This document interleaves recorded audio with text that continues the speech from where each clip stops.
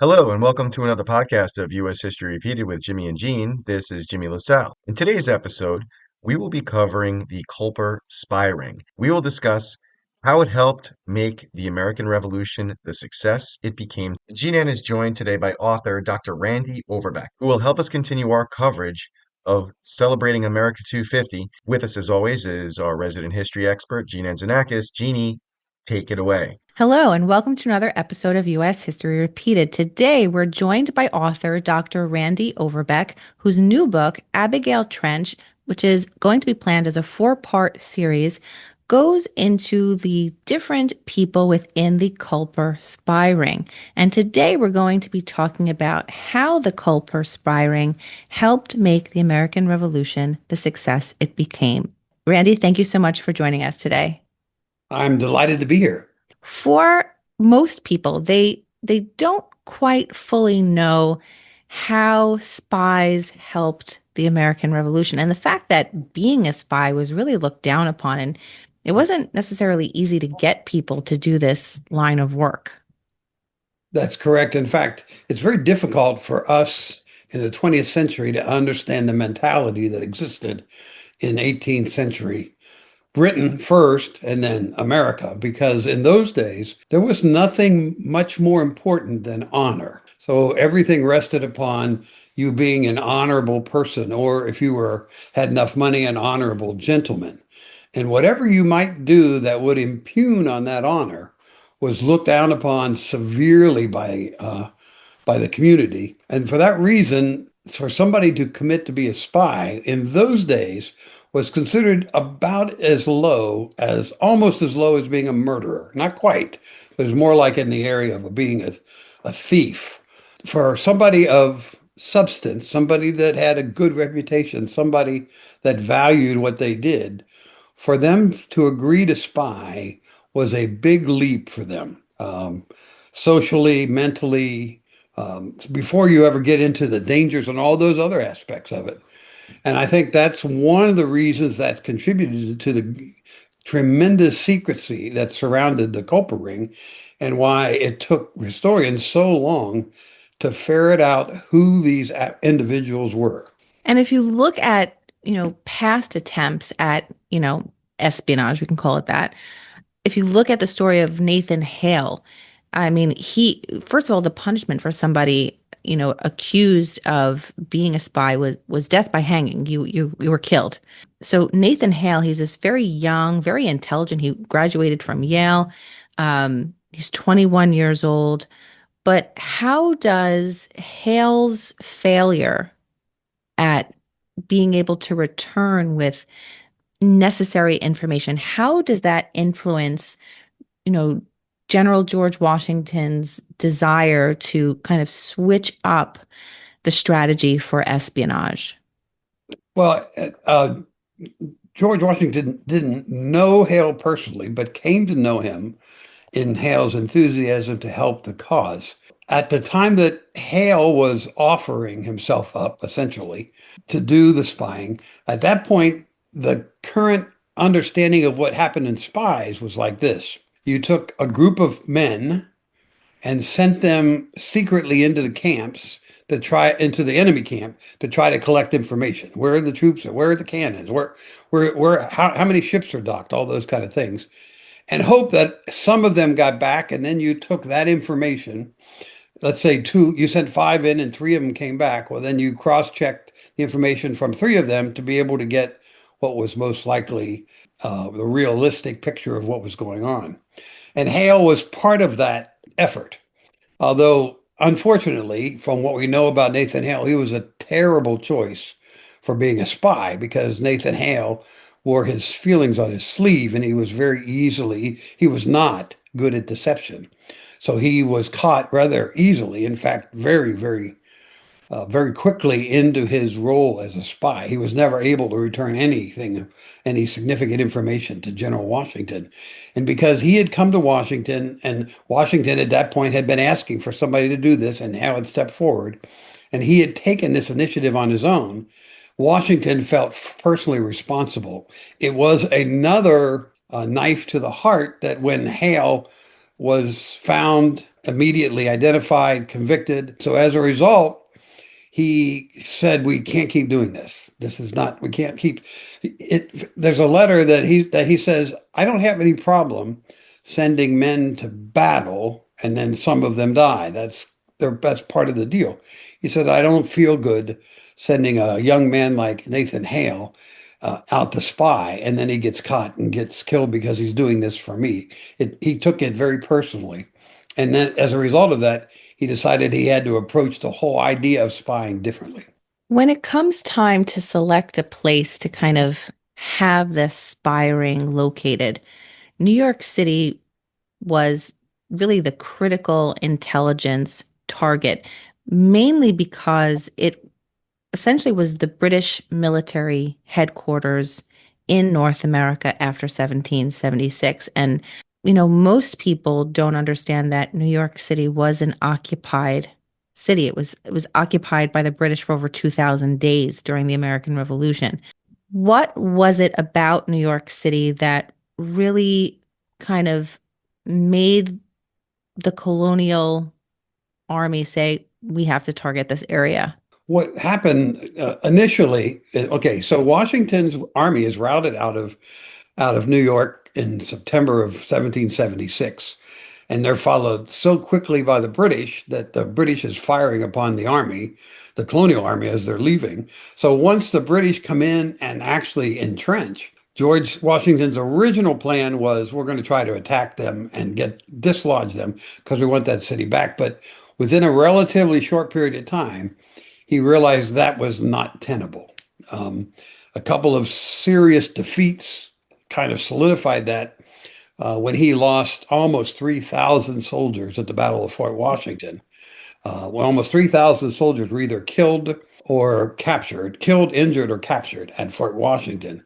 That pretty much sealed it. And he realized there was no way that, at least in the short term, he was going to take New York back, even though that was what they wanted. New York was not the biggest city in the colonies, Philadelphia was, but New York was pretty much like it is today. It was the money hub. It was the control center of the colonies. So, and after that, he switched his strategy. And what he decided to do was use the fact that first General Howe and then General Clinton wanted to desperately hold on to New York, and they used that in many cases to bottle up the army, a good portion of the British army, that enabled Washington to take other prizes like Princeton and Trenton, and Saratoga later.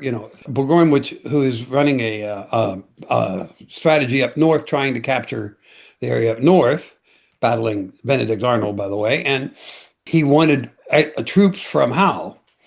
And one of the early successes that we know about from the Culper Ring was the Culper Ring discovered that Howe was considering sending troops up north. So what George Washington did was when he found that out from spies, he created a feint to make Howe think he was going to attack New York. So Howe kept his troops in, which then allowed us to take Saratoga up in northern New York. For the creation of what becomes known as the Culper Ring, one of the people entrusted with that was a man by the name of Benjamin Talmadge. Who was he and why did Washington trust him? Well, Benjamin Talmadge, like a lot of these people, was very young, but he was also very both inspirational, and he had aspirations to do great things. He was a cavalry officer and a major of the Second Continental Light Dragoons originally, and had had some success in small skirmishes with the British. So he had gotten himself noticed. But as I read the research, the historical research, it was Talmadge that actually. Well, Washington was fishing around saying we got to have a new setup for spy. Talmadge was the one that actually came up with the idea of creating this, what became the Culper spy ring, and said that he himself, Talmadge, would actually do the recruiting and would know specifically people that he was pretty sure would be able to manage the ring and manage the secrecy involved in the ring. And George Washington, once he did that, George Washington kind of turned everything over to him. In fact, George Washington had so much confidence in him that George Washington, before the war, never knew any of the members of the town of the Culper Ring were, except Talmadge. Everybody else was held kept secret, even from him. And as a commander, that's a pretty big leap. And he had that much confidence in Benjamin Talmadge to allow him to do that. So Talmadge became what we now call his spy master.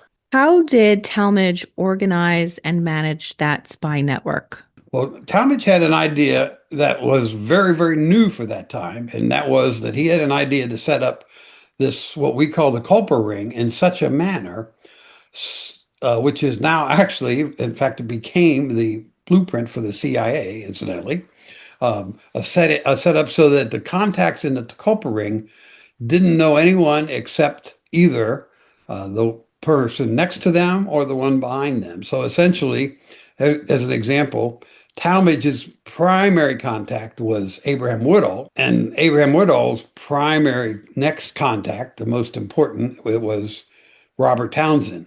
Talmadge didn't know who Robert Townsend was, and Woodhull knew both Talmadge and Robert Townsend, but he didn't know anyone. And then the other connection. So the real problem was getting the information from New York to where Washington was at the time, off in New Jersey. And to do that, they had to recruit other members that would take the information across the river and across the Sounds.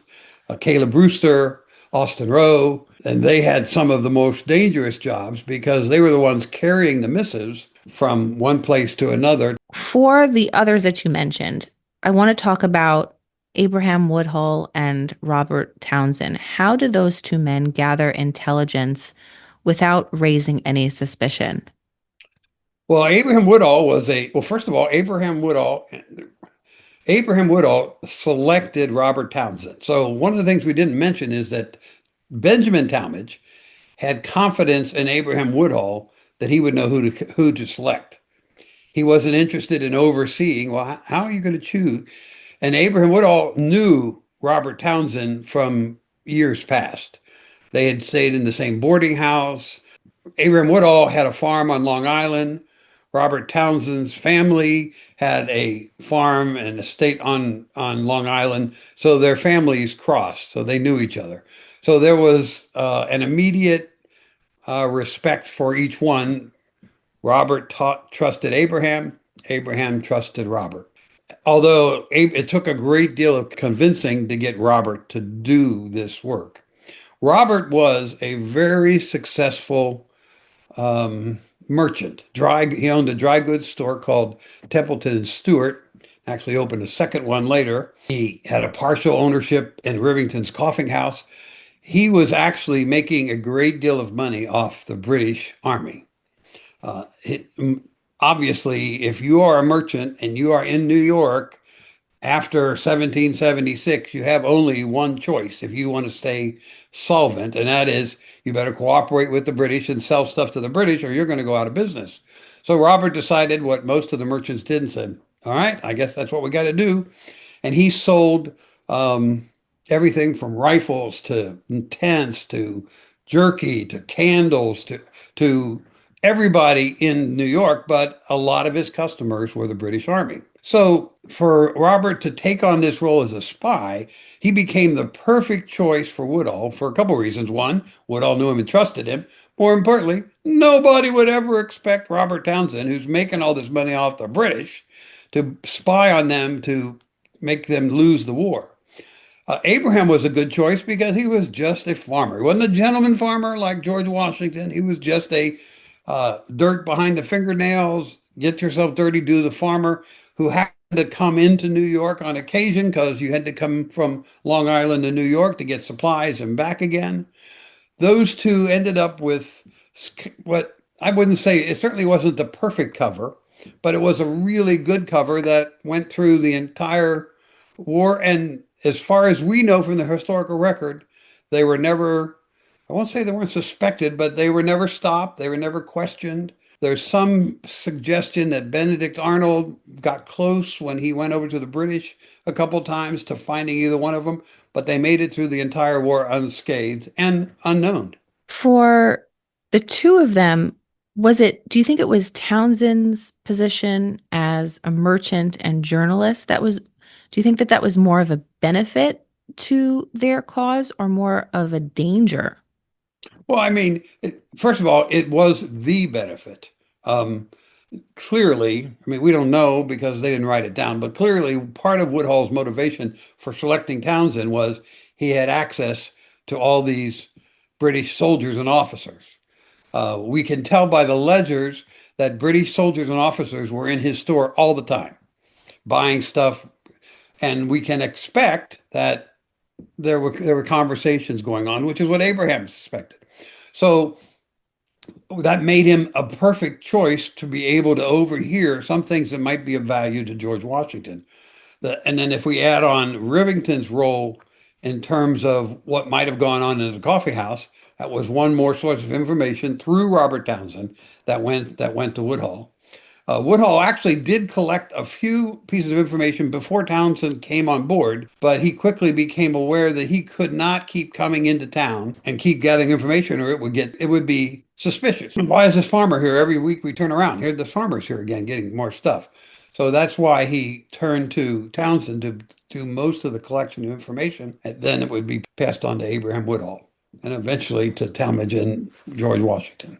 Now, there had been some debate on who that female agent was within the spiring, but most historians will say they believe it to be a woman by the name of Anna Strong. What made Anna Strong's signaling system so effective, and how did she utilize everyday items in order to communicate those signals? Well, from what I have read, the historians are very much disagreement about they're not in disagreement that 355 existed, but they're in disagreement about who 355 was. And you're right, some of them think that it might be Anna, but from what little we have about 355, there's only 355 is only mentioned in 3 out of 50 messages that we still have today from the Culper Ring. And from what information that 355 gave, it is unlikely that someone of Anna Strong's station could have been that person. Regardless, without a doubt, Anna Strong was definitely helpful to the ring because what she did was she did the most innocent of things, which is kind of like what the ring did most of the time. Like she was a housewife and she was doing her clothes and she would hang her clothes on, but she would hang a different clothes on the clothesline to say if the operative was in the area ready to give information. According to local lore, we don't know if this is true. She would hang a black petticoat to tell Woodhull there was Austin Rowe or somebody had made it across the sound and was ready to give information. There's even some evidence that suggests that she might have used handkerchiefs hanging on the line in a certain order that would tell them which of the arranged meeting places the courier was. Was she 3-5? When I did this and decided to write my book, I looked at Anna Strong, but they really believe 355 had to be somebody who had access to high-level British secrets. And Anna Strong never had that opportunity. She was just a farmer's wife. Her role was one of the few who we can put a name to the woman. There are very few women that we can actually name in the Revolutionary War, and she's one of them. I don't think she was 355, but her contributions was important. Another individual I want to talk about within the Culper Ring is a man by the name of Hercules Mulligan, and he was a tailor. How did he go about gathering intelligence from British officers? Hercules was kind of a rapscallion, I think. I don't when I've done the research on Hercules, he was actually a buddy of Alexander Hamilton. And when they were young, he and Alexander Hamilton got into trouble from pranks and stuff that they were doing. When the British first came to town as a tailor, he had his sympathies lied with the rebels. So he packed up and decided to leave New York, but he wasn't gone very long and decided, I don't think I can make it if I'm not here. So he turned around and came back to New York and did like Robert Townsend did. He served the British. He became a very well-known tailor. In fact, he was like, if you wanted the best clothing, you went to go see Hercules Mulligan and in his shop. As a result, lots of high-level officers, colonels, lieutenant colonels, majors frequented his shop.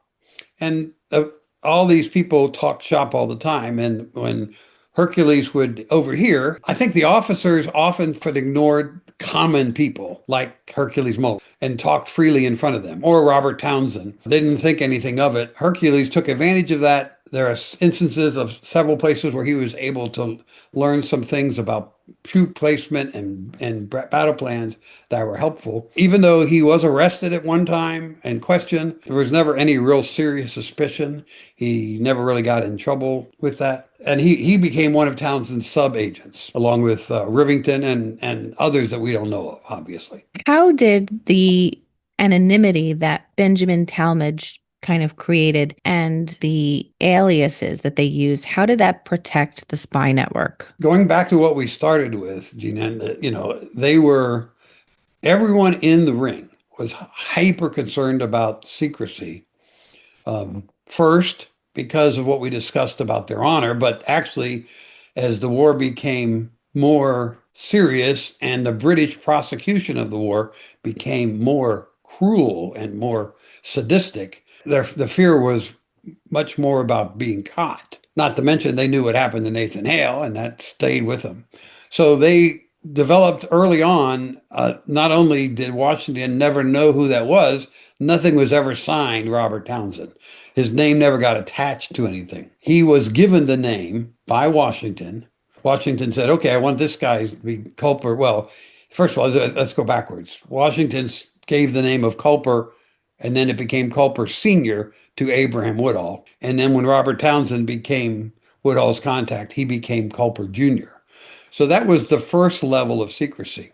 Later, they were even concerned, and the messages weren't signed that way. They were signed C or C period junior, C period senior. In addition to that, the Culper Ring used codes, they used ciphers, and they even used invisible ink. Can you speak to that a little bit? Yeah. So once, okay, first the layer of secrecy is first they developed numbers for the members reporting in the ring. But then when they looked at their messages, they said there was still too much vulnerable information in the message. So they ended up creating a code, a numeric code for words that they would commonly use. So there was a word for ship, there was a word for troops, there was a word for fleet, there was a word for, I mean, I'm talking about numbers. There were a number for each of those. There was a number for New York. All these things had numbers so that the messages would look like a series of numbers. 6,000 would be the number of ships or troops, and then there would be a number to represent troops. And when if the British actually stumbled upon any kind of message, it would have these bunch of numbers with a few words thrown in. And they thought that was a pretty good way. The problem with the code, it was very cumbersome. And if you wanted to report something that wasn't in the code, there was a number associated with each word of the alphabet, and you had to create it. So it was very, very time consuming and cumbersome, but for the most part, it worked. They also did dead drops, like we now know the CIA uses and all spy organizations use. They were kind of the first ones to do that. I'm assuming your listeners will know what a dead drop is, but that means that we don't ever meet, but there's a place where I'm going to leave information and I'm just going to leave this paper or whatever I want or book, leave it there, and then you're going to come by and pick it up, but they'll never see the two of us together. That was part of the secrecy involved. The invisible ink is really interesting. George Washington called it, or I don't know if he named it, it's called sympathetic ink. And what it was is they could write in this with a certain chemical combination, very simple one by today's standards, but and it would disappear and it would not show up on a paper unless you had a corresponding ink that you put over the top of it and then it would reappear. So it gave the Culper Ring members the opportunity to send messages in innocent looking pieces. So we have one that Robert Townsend sent that was in this very flowing, terrible, terrible romantic poem. But we know that in between each line of the poem was the message for George Washington. There are other cases where they were able to simply put it in the back page or the front page of a book. and the book was passed on. And the book was kind of innocuous, but only if you had the mint. The problem with the sympathetic ink was it was limited. Washington had to get his supply from overseas. So, and sometimes it didn't work. There's an episode where Robert Townsend's brother, who was a courier, briefly for the Ring, is afraid of getting caught, and he doesn't get caught, but he throws the messages to the side or something, and they get messed up. So when he finally gets them to Washington, nobody can read them because it's kind of like even the sympathetic ink is smeared. So it wasn't a perfect system, but it worked pretty well. And the most important thing, none of those people were ever caught. So George Washington got the information he needed. The Ring stayed protected. What sort of intelligence did the Culper Ring provide that directly helped the Continental Army? There's a lot that we don't know of what messages they sent, what the intelligence was that they sent. We suspect that there were lots of things that they probably contributed to. Now, historians argue about that because Washington had other ways of getting some information, but the historical consensus is that, in addition to the normal things, how many troops are stationed, where are the troops headed, how many ships have come into sail, those kinds of things. There are about most people agree that there are four significant events that intelligence from the Culper Ring affected. So the first one is the one I mentioned earlier, the fact that General Howe was getting ready to send troops up to support General Burgoyne. Because the Culper Ring discovered that and Washington was able to feint, that was a major victory for the colonials at that particular time, and that's usually accredited to their knowledge. The second one is about the counterfeit. So it's nothing new that the British, since the start of the war, had made several attempts to counterfeit continental currency. Most of those early ones were clumsy and not very successful. But what the Culper Ring had helped find out was the Continental Congress had done a pretty decent job. They had gotten this special rag paper that they printed currency on was in one particular place. So every earlier attempt at counterfeiting didn't work because the paper they used didn't feel anything like what the continental currency paper did. But what happened was that the British actually they had a spy in the operation of that paper, and they got a ream or reams of that paper, and they were getting ready to do mass counterfeiting throughout all of the colonies, which would have bankrupted the Continental Army. And the Culper Ring is the one that discovered that this was the plan. The Culper Ring discovered that the British had somebody in Washington's camp, and that person had told the British where the French fleet was going to land. So Washington was able to get word to the French fleet. The British, when they figured out where they were going to land, had massed all these men. Their intent was to destroy the ships and capture all these French soldiers. They thought that would end the war. And instead of that, the French fleet was able to divert and land in a different location. Many think that saved the war. And the fourth one that there is some controversy, but they did not uncover Benedict Arnold, but they did uncover that there was a spy high up in George Washington's hierarchy. And they did uncover that there was a plan to get a big portion. They did not know it was West Point at that point, but a big command to give that over to the British. Those four are the primary ones. Did they save the revolution from that? Probably not, but it's very likely that if Arnold had been successful, we may all be British today. If they had captured the French fleet, who knows, we might have lost the war as well. So possibly. Now, you have a new novel coming out called Abigail Trench. Tell us about how you came up for the idea of this book and this series, and what you learned about the American Revolution that you didn't know before your research. First of all, I've always been a fan of the American Revolution. I'm a teacher and I'm a researcher, although my field was English, not history. But I've always been, even back when we visited Washington Crossing, we've been to all the places in New York where we've been to Philadelphia. When I was a kid, we did that, and then I took my kids there. So it's always been something that's been interesting. And when I read about the Culper Ring and read about 6 male and 1 woman, I was just fascinated about who that woman might have been. Now, in my research, I found out there's very little information about who this woman could possibly have been, except the fact that some of the secrets that we think she contributed to. So what that did is that gave me considerable latitude to be able to create a really fascinating story about an everyday woman who finds herself in a situation that decides to risk everything to try to help the rebel. In my case, I chose a teacher. I'm a big fan of teachers. In fact, if you look through all 7 of my novels, every hero is a teacher. In this case, Abigail is a teacher in London. She and her family come over like everybody else in 1773, and they settle in on Long Island. But soon the British take over Long Island. They raid all the farms. All the people leave. She doesn't have any kids to teach anymore. So she travels to New York and then looks for a way to teach. And there is no teaching position, but she ends up getting a position as a tutor in the house of a British officer. And as a result of that, she ends up in her tutoring area is in an area right next to the parlor, the office. So over the period of time, he has officers that visit and they brag about victories and complain about defeats and stuff. And Abigail hears all of this. And originally, she has no intention on spying, but she ends up meeting first Nathan Hale in the story and then later Robert Townsend and ends up sharing their information with them. Out of her own frustration, she decides she wants to do something to fight the British who have so beaten her family, who have killed her brother, who killed a person that befriended her and stuff. And she decides she's willing to risk it all and become a spy. And she becomes one of the contacts for Robert Townsend. Well, I can't thank you enough for joining us today and sharing your expertise with what you've learned throughout the research for your different books on this.